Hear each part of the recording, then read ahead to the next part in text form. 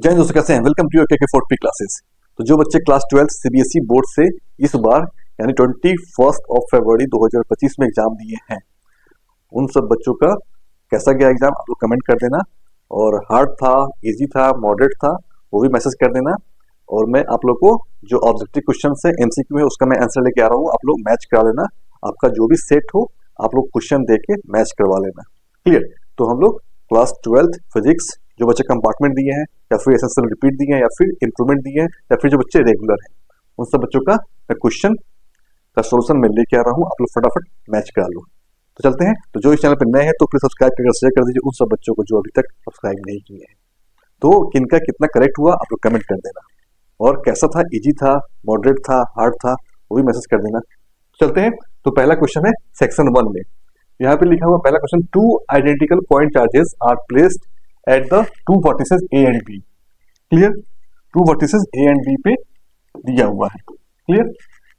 Equilateral triangle of side L, the magnitude of the electric field at the third vertex is E दिया हुआ है। If a hollow conducting sphere of radius L/4 is placed at a P and the magnitude of the electric field at point P now becomes। तो ये simple है। यहाँ पे पूछ क्या रहा है, यहाँ पे ये है आपका ए बी और एक पॉइंट पी है वर्टेक्स पे। यहाँ बोल रहा है इलेक्ट्रिक फील्ड ई है और यहाँ पे बोल रहा है इलेक्ट्रिक फील्ड, दो वर्टिसेस पे इलेक्ट्रिक फील्ड कितना है वो आपको निकालना होगा। बट एक चीज और दिया हुआ है, यहाँ पे स्फेयर दिया हुआ है और ये पॉइंट पी जो है उसका सेंटर है। तो पूछ रहा है पॉइंट पी पे क्या होगा। तो ये कंडक्टर है और हमको पता है इनसाइड कंडक्टर क्या होता है, चार्ज जीरो होता है। तो इलेक्ट्रिक फील्ड भी क्या हो जाएगा, जीरो हो जाएगा। D is the correct answer. Clear? तो ये क्वेश्चन थोड़ा इजी था। क्लियर? अगर कॉन्सेप्ट क्लियर है तो यहाँ पूछा सेकंड क्वेश्चन है, a battery of EMF 12 volt दिया हुआ है and internal resistance 0.5 is connected to a 9.5 ohm resistor through a key. यानी एक रेसिस्टर है और एक स्मॉल रेजिस्टेंस, इंटरनल रेजिस्टेंस दिया हुआ आर, कैपिटल आर दिया हुआ है और ये यहाँ पे एक बैटरी लगाया हुआ है और की से कनेक्टेड है। क्लियर? की अभी ऑन है। तो यहाँ पे करंट क्या होगा, करंट निकाल लेंगे। तो ये दिया हुआ आपको 9.5, ये दिया हुआ आपको 0.5। ओके, तो टोटल रेजिस्टेंस क्या हो जाएगा, आर टोटल क्या हो जाएगा 9.5 प्लस 0.5, तो ये 10 ओम आ जाएगा। क्लियर? तो आई निकाल सकते हैं इस लूप में। आई इक्वल टू क्या हो जाएगा, V बाई आर। V कितना दिया हुआ है, 12 वोल्ट दिया हुआ है यहाँ पे गिवन है, तो 12 कर देना V बाई, यानी 12, इसको ऐसे कर लो, 12 वोल्ट अपॉन कितना रेजिस्टेंस, 10 रेजिस्टेंस, यानी 1.2 एम्पियर करंट निकल गया, इसमें फ्लो कर रहा है। Okay, the ratio of potential difference between the two terminals, okay, when the key is open. तो पोटेंशियल डिफरेंस यानी V open and V closed, I think पूछ रहा है when key is closed and when key is open to that when the key is closed, ये पूछ रहा है क्या होगा। तो V ओपन आपको पता है ईएमएफ होता है, तो सिंपल ईएमएफ क्या हो जाएगा 12 वोल्ट दिया हुआ यहाँ पे। ओके, और ये क्लोज क्या होगा, तो क्लोज क्या हो जाएगा यहाँ पे, तो यहाँ पे क्लोज जो होगा उसमें जो V आएगा, V क्लोज क्या आएगा आपको पता है, E minus I small R, क्योंकि ये ड्रॉप हो रहा है ना। तो E कितना दिया हुआ है 12, EMF minus I 1.2 into R कितना दिया हुआ है 0.5। तो इसको सॉल्व करोगे तो ये आपको कुछ एलिमेंट 12 में से ये हो गया 12 माइनस ये हो गया 60 इन 0.6, यानी कितना हो जाएगा 11.4 आ जाएगा वोल्ट। तो 11.4 वोल्ट कर देना और डिवाइड करोगे तो ये 12/12 तो नहीं है, तो ये ए नहीं होगा। ओके, ए से अधिक भी नहीं होगा, 0.95, 1 से कम भी नहीं होगा, तो ये कितना, अगर इसको डिवाइड करोगे तो 1.05 आएगा। This is the correct answer. Clear? तो बहुत सारे बच्चे क्या किए हैं कि 1 मारे हैं, तो प्लीज बी केयरफुल और किनका करेक्ट है वो मैसेज करना। Next question, the alternating current I in A inductor is observed to a vary with time t as shown in the graph for a cycle। पूरा एक कंप्लीट साइकिल का graph दिया हुआ है। तो पूरा रहा है which one of the following graphs is the correct representation of wave from form of voltage v with time t। तो इसका सही आंसर है सी। इसको आप लोग मैच करना, स्क्वायर वेव बनेगा। क्लियर, ये ध्यान रखिएगा। एक्सप्लेनेशन मैं आपको सेंड कर दूंगा अगर किसी को चाहिए होगा तो। अब पूछ रहा है question 4 number, a diamagnetic substance is brought one by one near to the north pole and the south pole, okay, of a bar magnet, it is firstly repelled by north pole and attracted by south pole, attracted by north pole and repelled by south pole, attracted by north pole and as well as by south pole, repelled by north pole as well as by south pole। तो यहाँ पे क्या होगा, diametric क्या होता है, ये D is the correct answer, repel करेगा। क्लियर, ये ध्यान रखिएगा, मैच करा लीजिएगा। नेक्स्ट क्वेश्चन है 5th number, two long solenoids of radii R1 and R2 दिया हुआ है and number of turns per unit length N1 N2 दिया हुआ respectively are coaxially wrapped one over to the other. Very good. The ratio of self inductance inner solenoid to the mutual inductance यानी L upon M आपको निकालना, a inner ये निकालना है। इसको आप सॉल्व करोगे तो करेक्ट आंसर क्या आएगा, N1 अपॉन N2 मैच करा लेगा। क्लियर, किनका सही है प्लीज मैसेज करना, किनका लगता है कि नहीं मेरा सही है तो भी मैसेज करना क्या करना है। नेक्स्ट क्वेश्चन है मैग्नेटिक फील्ड का है 6 number, A 1 centimetre straight segment of a conductor carrying 1 ampere current in A x direction lies symmetrically at origin of Cartesian coordinate system. The magnetic field due to this segment at point 1 meter यानी x y z, z 0 यानी x y plane में magnetic field due to the segment निकालना है। तो इसको solve कीजिएगा तो ये आपको C is the correct answer आएगा, 5 अपॉन रूट 2 इंटू -10 और एलोंग के डायरेक्शन में, ओके, एलोंग जेड डायरेक्शन में जाएगा। क्लियर, एक्स वाई तो आपके डायरेक्शन में जाएगा ये, और ये आउटवर्ड टुवर्ड्स योर आई, ये क्या हो गया इनवर्ड्स, ये गलत हो जाएगा आउटवर्ड्स। क्लियर, तो मैच कर लीजिएगा। नेक्स्ट है 7th number, a coil of an AC generator having 100 turns and area 0.1 metre square each rotates at half a rotation per second in a magnetic field of 0.002 tesla यानी B दिया हुआ है। The maximum EMF generated in the coil is, तो इसका correct answer क्या हो जाएगा 0.63 आएगा, आप लोग मैच कर लीजिएगा। क्लियर, नेक्स्ट क्वेश्चन आता है 8 number, atomic spectral emission lines of hydrogen atom are incident on a zinc surface.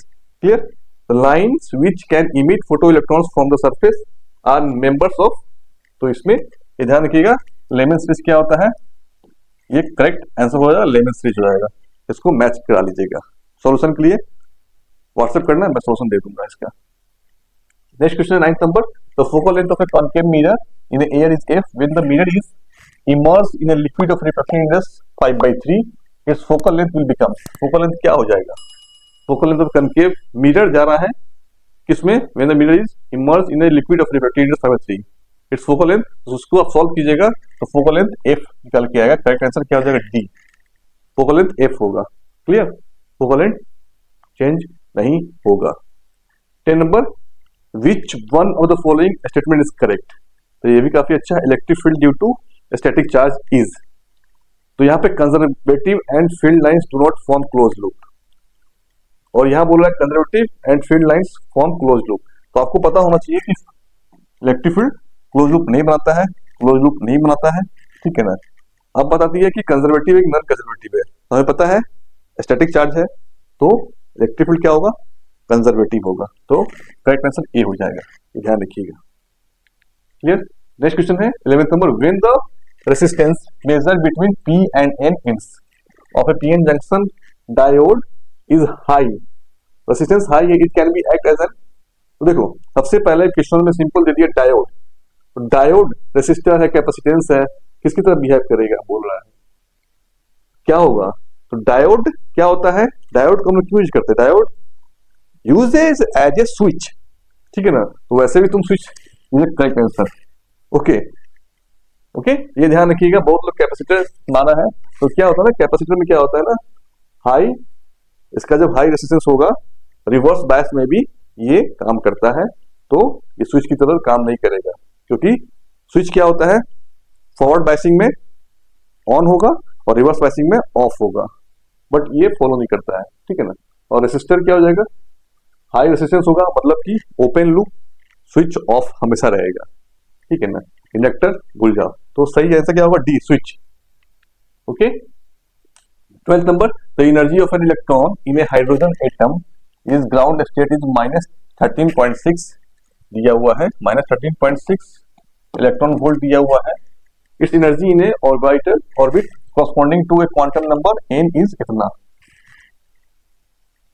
n is -0.5444 है electron volt. The value of n is क्या होता है? क्या होता है? -13.6 भाई क्या हो जाएगा इसको? -0.544 डिवाइड कर दोगे n स्क्वायर, तो क्या आ जाएगा? इसको डिवाइड करोगे, माइनस प्लस कट गया, 13.6 अपॉन 0.544, इसको डिवाइड करोगे तो 25 आएगा और n इक्वल टू क्या हो जाएगा? 225, यानी 5 is the correct answer, D is the correct answer. Clear? तो हम लोग नेक्स्ट क्वेश्चन है assertion and reason 13 number check out करते हैं।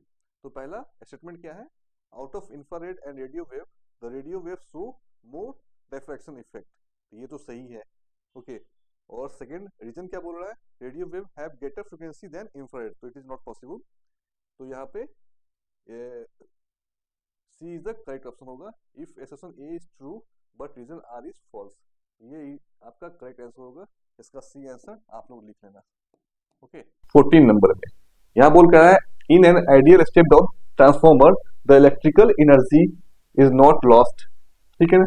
रीजन क्या बोल रहा है? In a step down transformer voltage decreases but the current increases, तो ऐसा नहीं होता है, ये रीजन गलत है स्टेटमेंट। आई थिंक इसका करेक्ट आंसर क्या हो जाएगा? ये इसका स्टेटमेंट दोनों सही है लेकिन इसका ये रीजन नहीं है, तो B is the correct answer, इसका बी हो जाएगा करेक्ट आंसर, मिला लेना। Okay, both A and B are correct, reason R is not the correct explanation. Clear? Next question है assertion in Bohr model of hydrogen atom the angular momentum of an electron in nth orbit is proportional to the square root of its orbit radius rn। okay, reason क्या बोल रहा है? according to Bohr model electron can jump to its nearest orbit only, तो क्या कर सकते हैं? तो इसमें जो कह रहा है ना कि ये जो स्टेटमेंट है ये भी रॉन्ग है, ओके, ये भी रॉन्ग है, तो स्टेटमेंट क्या हो जाएगा? तो both assertion A and reason are false, इसका D is the correct answer. Clear? Next है 16 नंबर, इसमें क्या बोल रहा है? assertion in a semiconductor diode the thickness of depletion layer is not fix, बिल्कुल सही है। Okay, clear? ओके, और thickness of depletion layer in a semiconductor, thickness of depletion layer in a semiconductor device depends upon many factors such as biasing of the semiconductor, तो इसका statement दोनों सही है। ठीक है ना? और रीजन भी क्या है? रीजन भी आई थिंक सही है, इसका करेक्ट आंसर ए हो जाएगा। ठीक है ना? A is the correct answer, explanation of assessment A is correct. ठीक है ना? सही है एक्सप्लेनेशन।